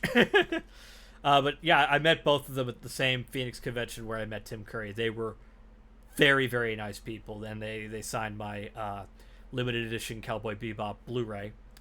Signed it out to me. It was a wonderful day when that happened.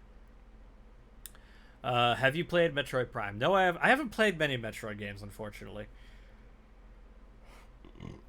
Still trying to think about the celebrity thing.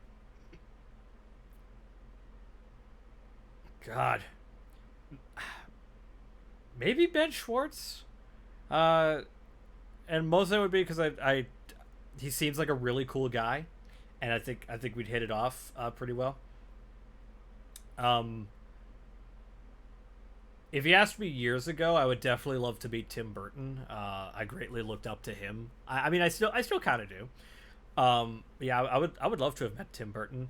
And you know what, Kevin Smith. I'm not a big fan of a lot of Kevin Smith's movies, but I love Kevin Smith the person, and Kevin Smith the person seems like a really cool guy. And Patton Oswalt. I would love to just have like a round table discussion with Kevin Smith and Patton Oswalt. I think that would be really cool. Bill Hader. Duh. I love Bill Hader. Yeah, if I had those three guys in a room, Kevin Smith, Patton Oswalt, and Bill Hader, those are the three guys I would love to just like sit and chat with, because they all love movies. They have a lot of cool shit to talk about, and I think it would be a real good time. Let's see. Can you please try to review the Garbage Pail Kids movie? No. Yeah, I don't want to touch that. Let's see. Do you like Weird Al? Oh, absolutely. I love Weird. I mean, who doesn't love Weird Al? Weird Al's a legend. Ace. I love his stuff. My friend Sean's actually met Weird Al a couple times. And he's apparently a very nice guy. I mean, wouldn't surprise me. Let's see. Sea Blue. I already read that one. Tim Curry and Whoopi Goldberg are hilarious together. God, what were they in together? You gotta dig back into my brain. Have they done a movie together? What film was that?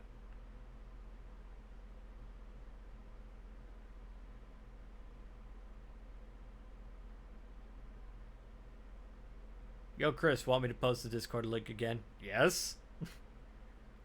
For those who haven't joined yet, be sure to join the Discord server, where, like I said before, we can talk. You'll get updates on upcoming videos and such, and most importantly, you can ping me, and I won't have an issue with that. I may not get to you right away, and also obviously within reason, don't just ping me over and over again. But yes, you can ping me, and I will answer your question as long as it's in the correct chat where I will be able to see it. Because there are some chat rooms where you probably can't type. At least the last time I had it taken care of. I think there's some chats that don't allow texting, but you should be good to go as soon as you pop in. Just, read the rules and talk amongst your peers. I think the Adventure Machine might be flying over the frame. Sonic and the Adventure Machine? What the hell are you talking about?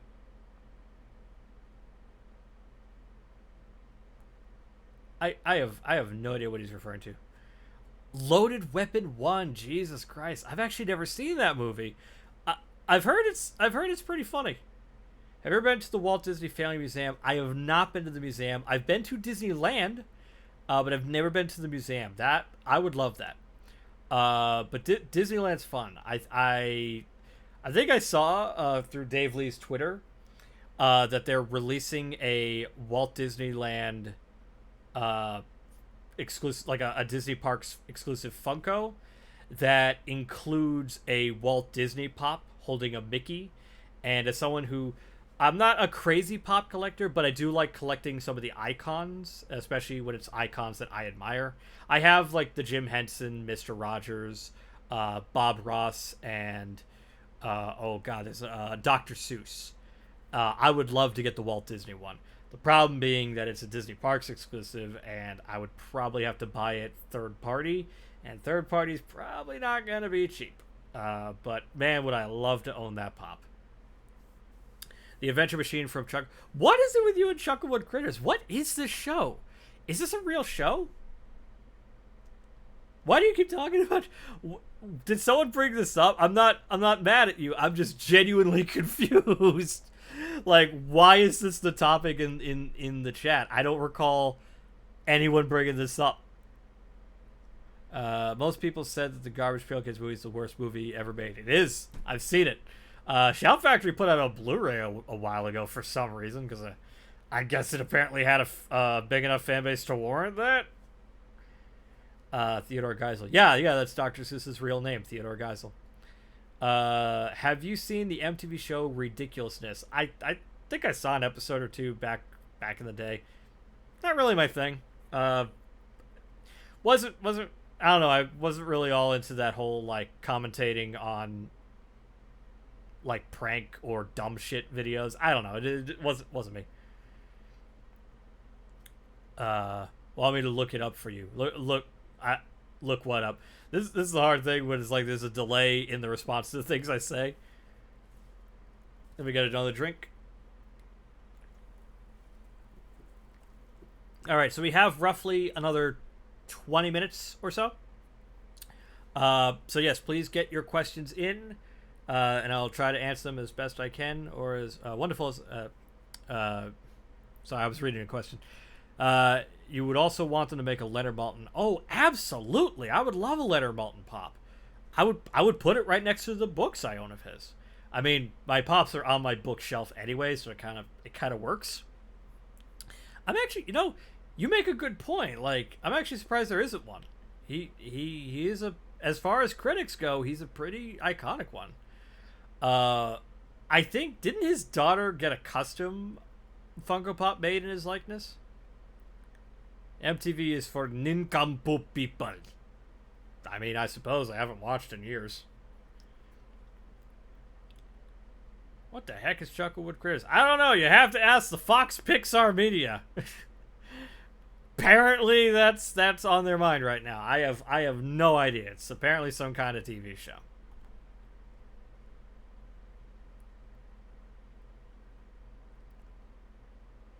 Do you think we need a reboot of Ren and Stimpy? No. My opinions will always stand by love the creation, not the creator. Because I know and I understand everyone's plights about why they shouldn't reboot it, and I do think there's been a lot of unnecessary harshness hurled at Ren and Stimpy, all because the creator is a piece of shit. Which, always remember, a lot of other people worked on that show besides him. People like Bob Camp, who I think is great in the field. And, Ren and Stimpy does have its place in animation history. And I don't think that stuff should just be thrown away, because I've seen people say things like, oh, it's a piece of 90s trash and it should remain 90s trash. Like, it still has left a footprint in the animation industry. The creator is a piece of shit. That is undisputed. But the creation, in my opinion, is not. There's a lot to respect about that show outside of the shitty showrunner, is the best I can say. What film or show you really want or deserved a Blu-ray release? Trying to think of one that isn't on Blu-ray. Todd Browning's Freaks. That's still not on Blu-ray. And I know that's a Warner title. And that's a pretty well-known cult film. So it's kind of baffling that not even Criterion seems to have put it out. It seems like it's right up Criterion's alley, but it's still only on DVD. And I don't even think it's available on Blu-ray in other countries. So I've been holding... I've had a tight grip on my DVD copy for a very long time. Pardon me. Let's see. What was that plane thing about? Honestly, I'm just going to ignore Fox Pixar's comments, because they all seem to just be about this Critters thing that I have no context for. And just... I don't even know. I will always love Sonic Underground. You can't stop me for... I mean, I think Sonic Underground is fine. It's problematic, but hey, that theme song is killer. That is a bop of a theme song. And it... I mean, is it really the worst thing?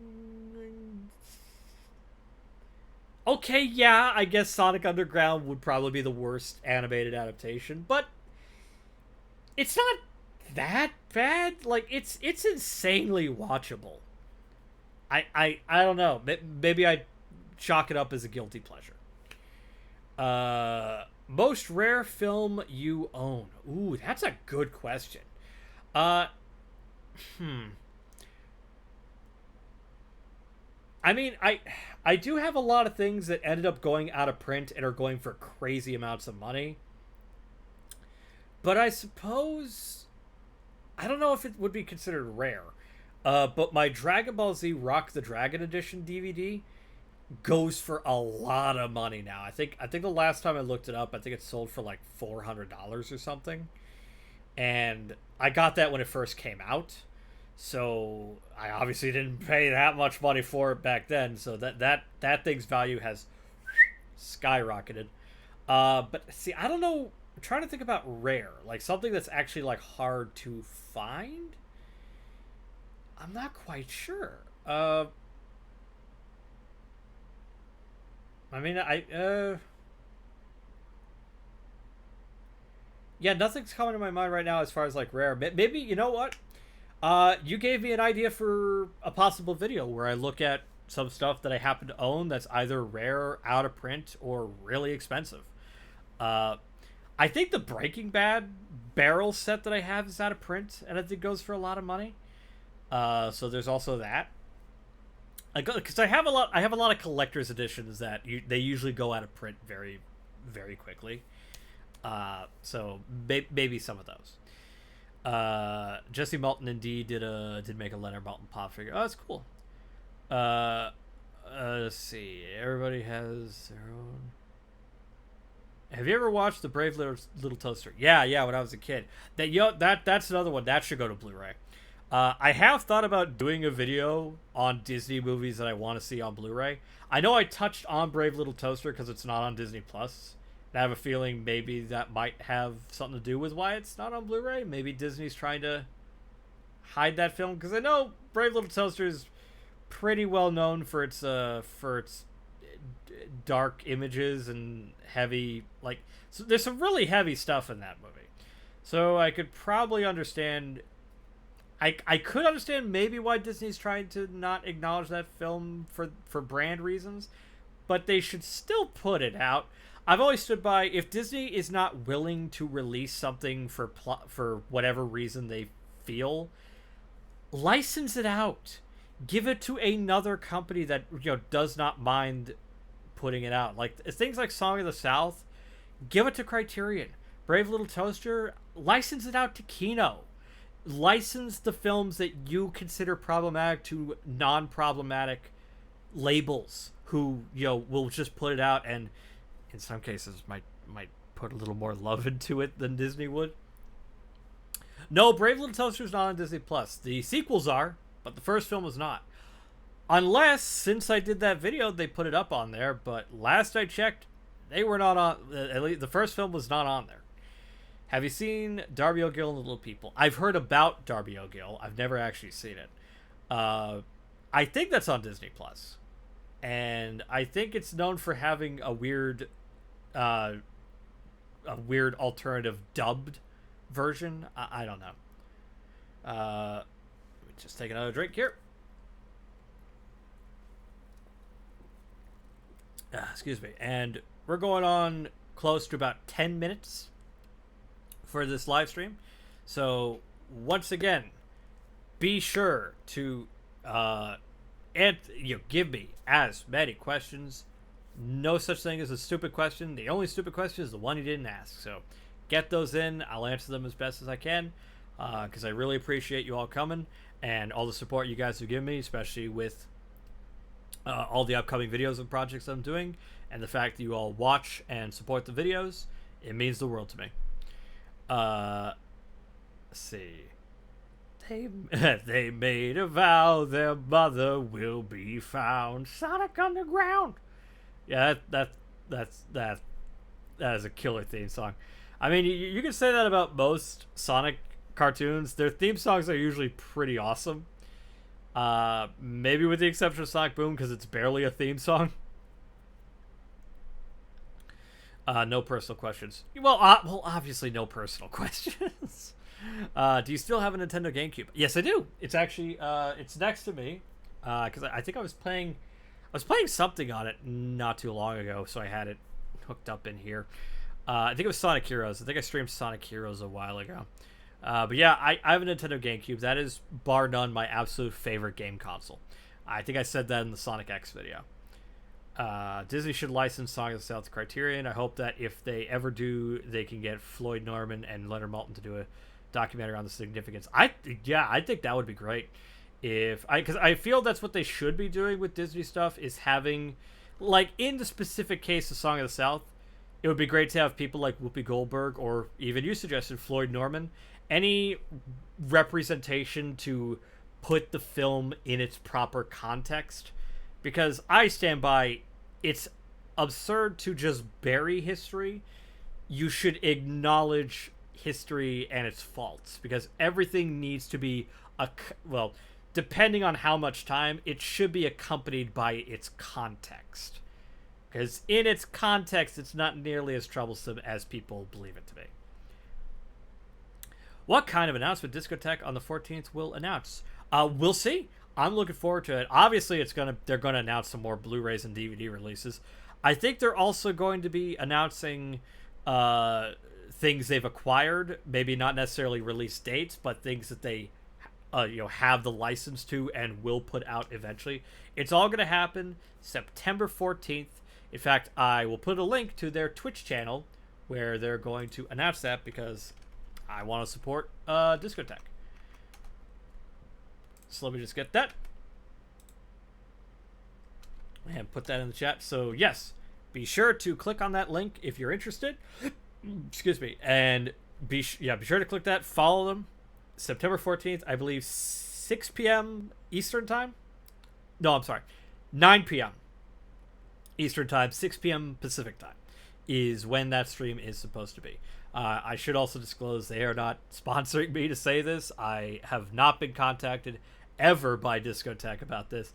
I simply like what they do and support them, and I would like to see more people. I'd like to see a lot of you there, honestly, because I'm obviously going to be there in the chat, watching. The funniest part of the Garbage Pail Kids movie, I think, is Windy Winston farting on the audience. Okay, not sure. We got the critter thing, and now we got Garbage Pail Kids. What is going on? Were these just things that got like announced or something? Are there anniversaries for these things? Have you ever been to Disney World? I have not been to Disney World. I have been to Disneyland, the one in California. I have not been to the one in Florida. I would love to go to the one in Florida, but probably not right now. I also just don't have the funds because any and all money I am making currently is being split 3 different ways. With first parts of my check going to my bills and my utilities for living. Another part goes into the production of Gatoni, my comic book, and anything else that's left over goes into this channel. And most that's usually the Patreon. Which, by the way, if you have the spare cash, you guys can support me on Patreon. It'll help immensely, especially since right now funding a lot of things that I want to get done right now. But if you want to see videos a bit more frequently, supporting through Patreon will definitely boost that. But again, purely optional. I don't want anyone donating who does not have the spare cash to do so, but just to know that the option is there for you to support me directly. Let me just get a link to my Patreon. There we go.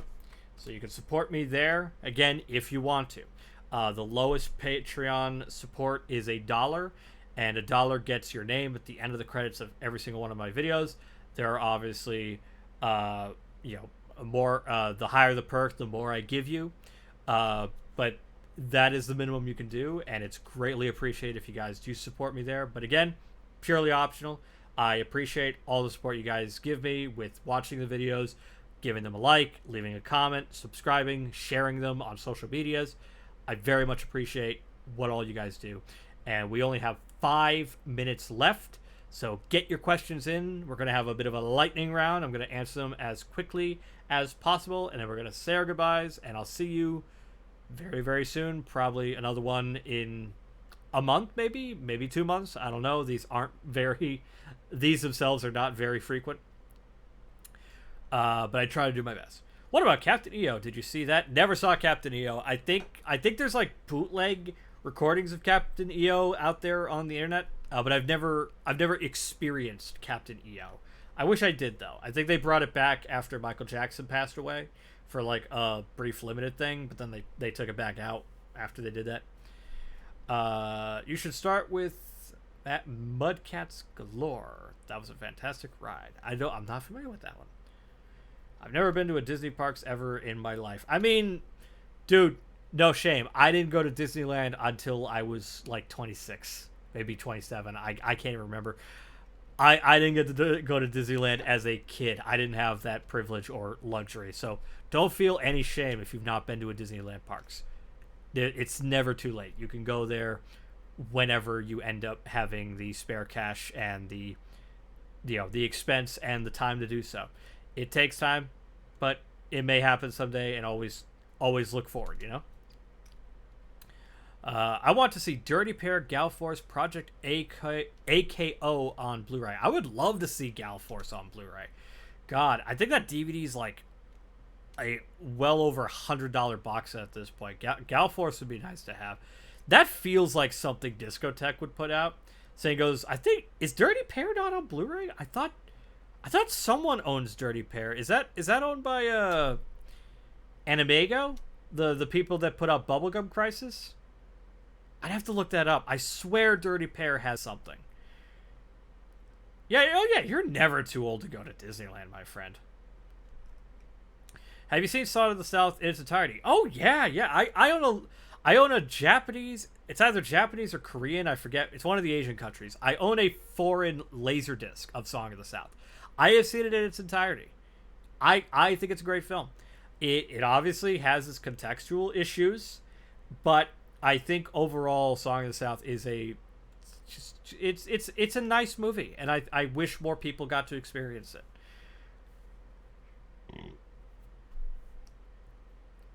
I've been to Disneyland or World as a baby. Good for you. I did not. What is the most forgotten show from Cartoon Network and Disney shows you have ever seen? Forgotten Cartoon Network shows. I have to. I mean, I guess for Disney shows, probably Teacher's Pet. For Cartoon Network, Time Squad maybe. I don't see a lot of people talk about Time Squad, and I liked Time Squad. Let's see, did I miss anything else?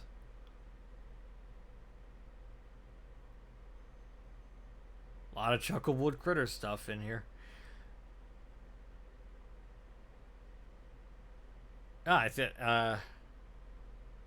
guess we're running out of questions here, but otherwise, yeah, we're running close to the 2-minute mark, so I will answer 2 more questions. So a question a minute.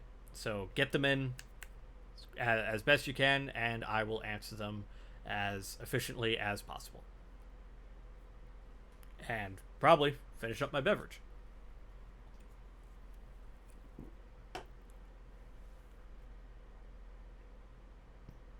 Whatever happened to Robot Jones? Yeah, that's another forgotten one. I like the aesthetic of Robot Jones. I like that it had like this crude, like sketchy look, very reminiscent of Schoolhouse Rock. I really like the look of that show. Sheep in the Big City. Is Sheep in the Big City forgotten? That's a shame. I like Sheep in the Big City. I feel like that show is greatly I'd say underrated at least, because in retrospect, when rewatching it, I feel like Mo Willems, I think his name was, the creator. But I think his aim with that show was to make something akin to Rocky and Bullwinkle, and I think he nailed the humor of Rocky and Bullwinkle in that show. So there was that. Hello, Garnet. Sorry to say you came in right as we were wrapping up, because we have hit the 2-hour mark.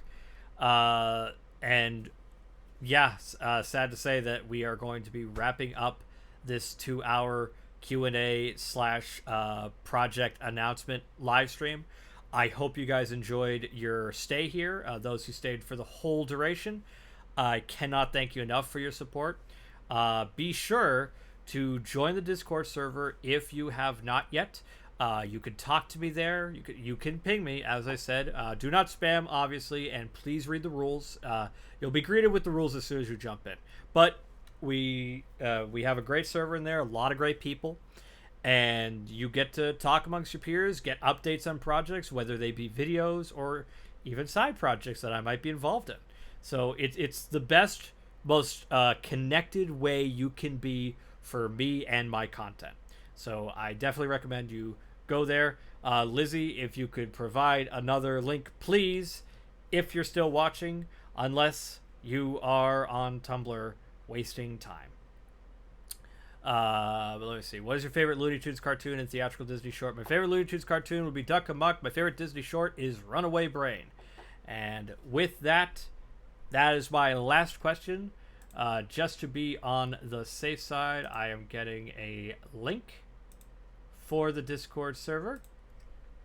And you may all join at your own discretion. And I hope you all have had a great Friday evening. Excuse me. I hope you've all had a great Friday evening.